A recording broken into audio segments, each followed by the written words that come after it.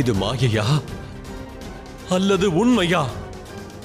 நான் குழப்பமடைந்திருக்கிறேன். நான் அந்த சக்கரத்திலிருந்து தப்பிக்க வேண்டும். என்னை அது தாக்கக்கூடாது. இது விடுதலைக்கான நேரம் அல்ல, அனைத்தையும் அறிந்து கொள்வதற்கான நேரம் ஜலந்தர்.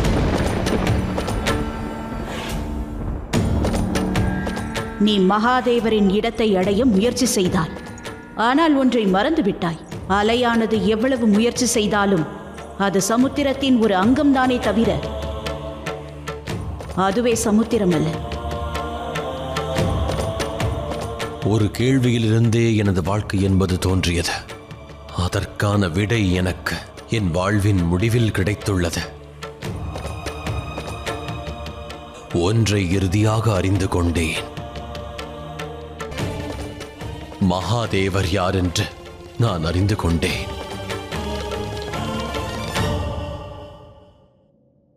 ஜலந்தர், மகாகாளி உண்மைகளை உனக்கு தெளிவுபடுத்தி உன்னை முக்தியை நோக்கி அழைத்துச் செல்கிறாள்.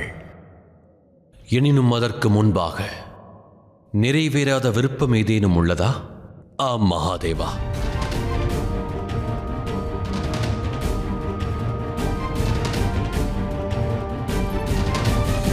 மகாதேவா, ஏன் என்று தெரியவில்லை. ஆனால் பிரபஞ்சத்தில் சமநிலையின்மை ஏற்பட்டது போல எனக்கு தோன்றுகிறது. ஏதோ அசம்பாவிதம் நடக்கிறது. இந்த பிரச்சனையானது பூதாகரமாக வடிவெடுக்கும் முன்பு நான் நிச்சயம் ஏதேனும் செய்ய வேண்டும். நீதான் இயற்கை கௌரி. உன்னுடைய பிரதான செயல் இப்பிரபஞ்சத்தை காப்பதாகும். மேலும் அதனை வளப்படுத்துவதும் ஆகும். சிருஷ்டிக்கு ஏதேனும் துன்பம் விளைவதை நீ உணர்ந்தால் ஒன்றை நீ புரிந்து கொண்டாக வேண்டும். அத்துன்பங்கள் அனைத்தும் எப்பொழுதும் போல் விலகிவிடும். ஆனால் மகாதேவா, என் மனதில் ஏன் இந்த குழப்பம் என்று நான் அறிய வேண்டும். எதற்காக இந்த கலக்கம் ஏற்பட்டுள்ளது? இதற்காக நான் உடனடியாக தேவேந்திரனுடன் உரையாடியாக வேண்டும். தேவேந்திரா, இந்த உணர்வானது முதலில் எனக்கு மட்டும்தான் ஏற்படுகின்றது என்று நான் நினைத்தேன்.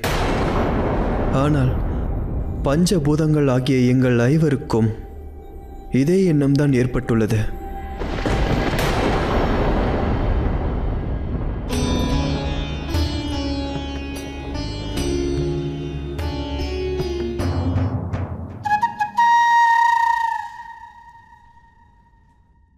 இப்பொழுது ஒன்று கூறு விநாயகா, என்னுடைய எந்த கையில் இப்பொழுது மோதகம் இருக்கிறது? அதுதான் மிக தெளிவாக தெரிகிறதே. அது தங்களின் வலது கையில் உள்ளது. இதை எந்த ஆதாரத்தின் அடிப்படையில் கூறுகிறாய்? ஏனென்றால் கையில் இருப்பதை உண்மை என்று நீ நம்புகிறாய். நிச்சயமாக தாயே, இதுதான் உண்மை.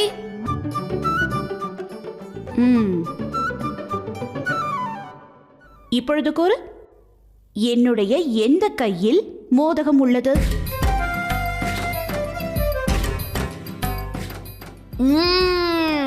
நிச்சயமாக அது இடது கையில் உள்ளது. நீ உண்மையிலேயே உனக்கு தெரியும் என்பதனால் கூறுகிறாயா அல்லது நம்பிக்கையில் கூறுகிறாயா? தாயே, தாங்கள் தங்களது இரு கைகளையும் திறந்து காட்டும் வரை என்னால் தெளிவாக கூற இயலாது. ஆனால் எனக்கு நம்பிக்கை உள்ளது. மோதகம் கண்டிப்பாக உங்கள் இடது கையில் உள்ளது.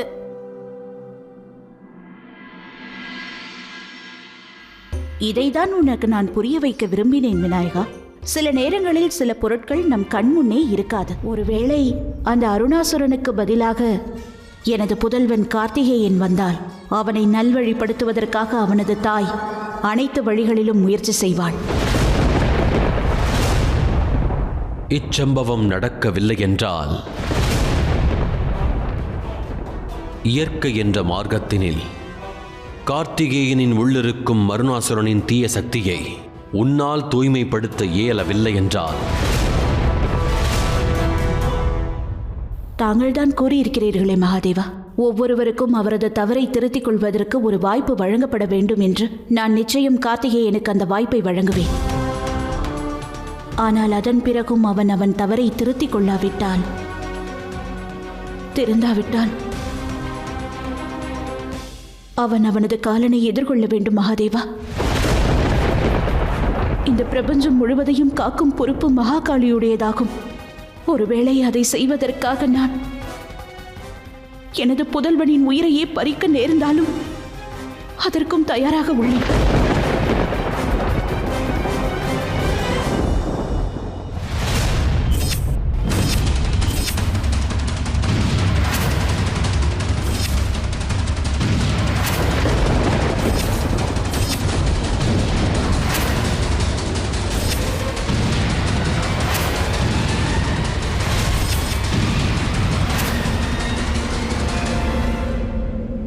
ஆச்சரியம்!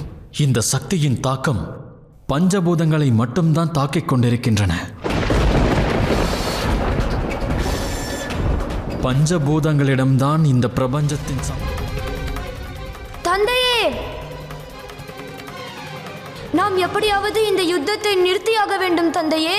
ஒன்றை மட்டும் என்னால் உணர முடிகிறது தந்தையே. தமையனை எவரோ நிச்சயமாக வசியப்படுத்தி வைத்துள்ளனர்.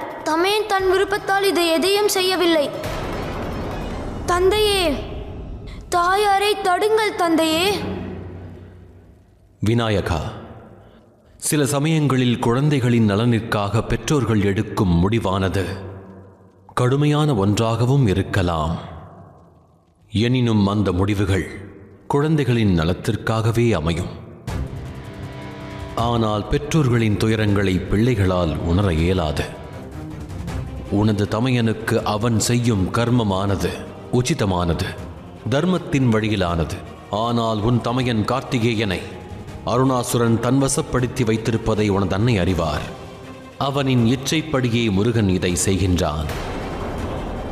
ஆகையால் கார்த்திகேயன் மகாகாளியின் வாயிலாக புனிதமடைய வேண்டும். தங்களுடன் யுத்தம் புரிவதற்கு என்னுடைய சக்திகள் புரிந்து தவறுகளை உணர்ந்ததே எனக்கு மகிழ்ச்சியானதாகும்.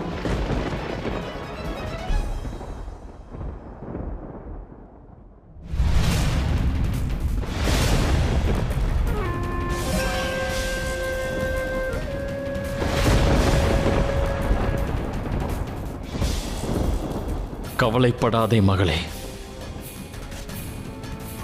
நான் உன்னை காப்பாற்றுவேன்.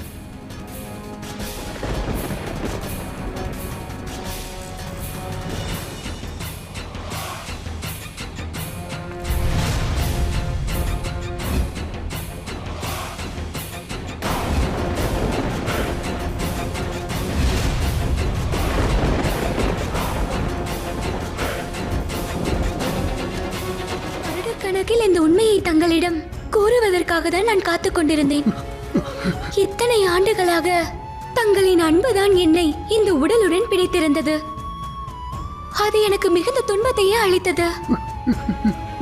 அருணாசுரா, உன்னுடைய புதல்வியை இந்த சிறையிலிருந்து தயவு செய்து விடுவித்து விடு.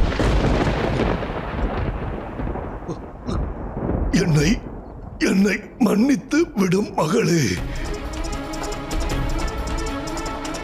எல்லையற்ற அன்பினாலும் என்னுடைய அறியாமையினாலும் நான் உன்னை சிறைப்பிடித்திருந்தேன். ஆனால் என்பது அவளின் குழந்தையே ஆகும். அதை நன்கறிவேன். இப்பரீட்சை கௌரிக்கு சுலபம் அல்ல. எனினும் நான் நம்பிக்கை கொண்டுள்ளேன். இச்சங்கடத்திலிருந்து அவள் நிச்சயம் வெளிவந்து விடுவாள். தாயே, இந்த யாகத்தை நடத்தப்போவது யார்?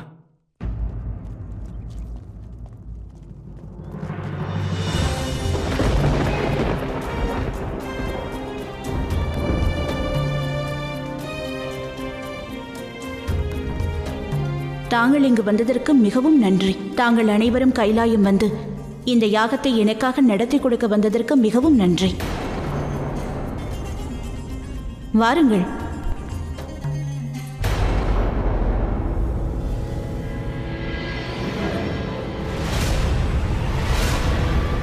என்னவாயிற்று? இந்த யாகத்திற்கு பிறகு எங்களுக்கு அளிக்கப் போகும் தர்ச்சனையாக தாங்கள் என்ன விரும்புகிறோம் என்பதை தாங்கள் அறிந்து கொள்ளுங்கள் தேவி. ஒரு நொடியில் ஏதோ பிரச்சனை என்று நான் மிகவும் கவலை அடைந்து விட்டேன். தட்சணையை பற்றி தாங்கள் கவலைப்பட வேண்டாம். தாங்கள் இந்த யாகத்தை முறைப்படி சிறப்பாக நடத்தி கொடுத்ததற்கு பின் அதை செய்கிறேன்.